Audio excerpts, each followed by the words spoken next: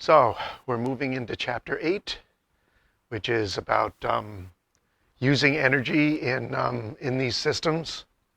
And it's a short chapter. May all fit onto this one video.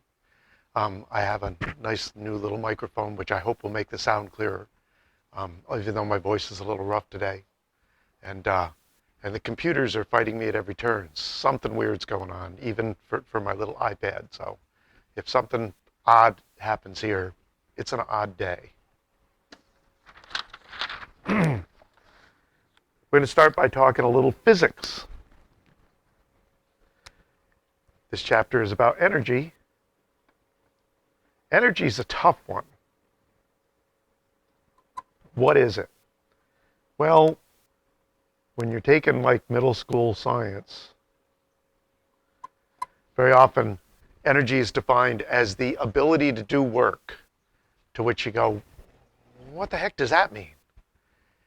And what it really comes down to is energy is one of these, well, we know it when we see it kind of things. We can measure it's doing stuff out in the world, but it can do it in a lot of different ways. It can push stuff around, it can zap things, it can vibrate things. All of that is energy. And energy is governed by physics laws, a couple of which are the laws of thermodynamics that we're going to talk about. Like the first one is called the law of conservation.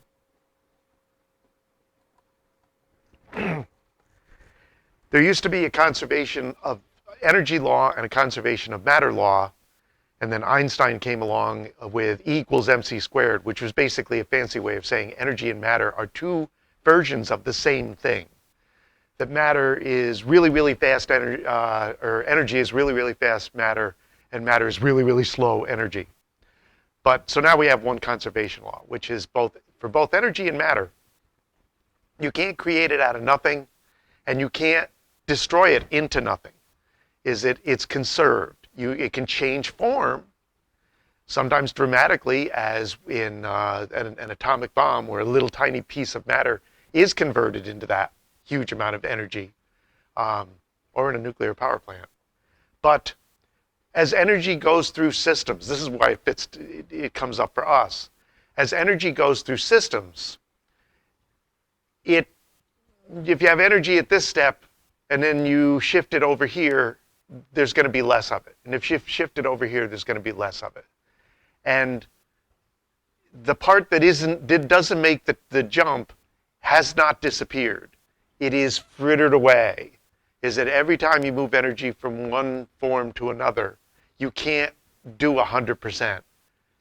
But it doesn't disappear. It fritters away as heat. Heat is kind of random movement of particles. Right? Things get warmer, things move faster. But every step of the way, you're losing some small or some large amount of energy out into the environment in a semi-useless form, unless you're putting the heat to work.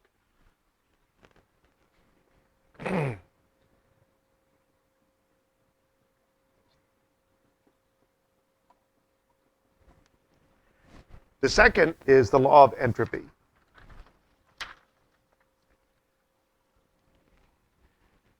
This one says, he was working on a theory of entropy and developed a severe case of it himself.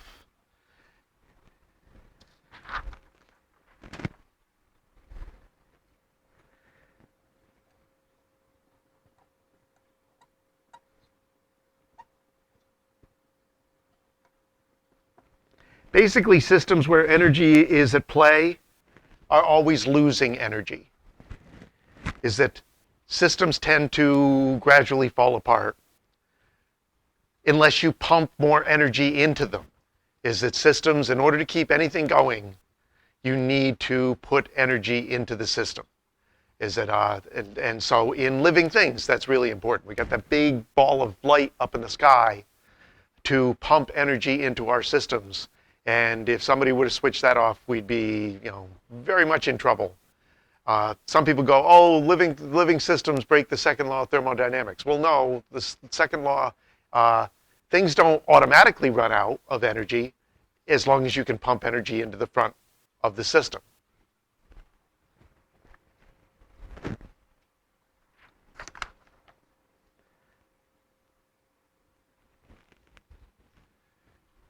So this shows the energy running through a trophic level, basically a fancy word for a food chain, where, okay. Well, there it is. Thought I'd lost my laser pen. This actually it produces a little green dot, but for some reason on the screen it forms a little white circle. I don't know why. But this is the energy the plants have captured. And most of the energy that comes from the light that hits them doesn't actually wind up in the plants. And when things eat the plants, a tremendous amount of the energy that we're holding these guys together does not wind up in the things that are eating the plants. So right there, all this energy has been lost. And for things that eat the plants, even more energy gets lost. And for things that eat the things that eat the things that eat the plants, even more energy gets lost. So every step up a food chain, there is less available energy.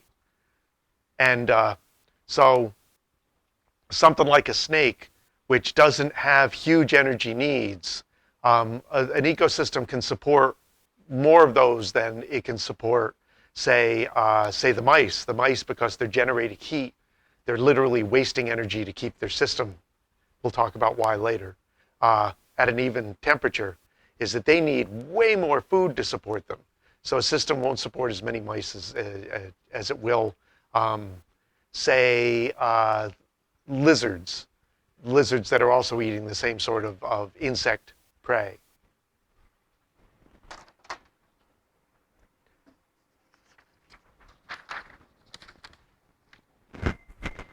Oops, phone is ringing. Have to stop.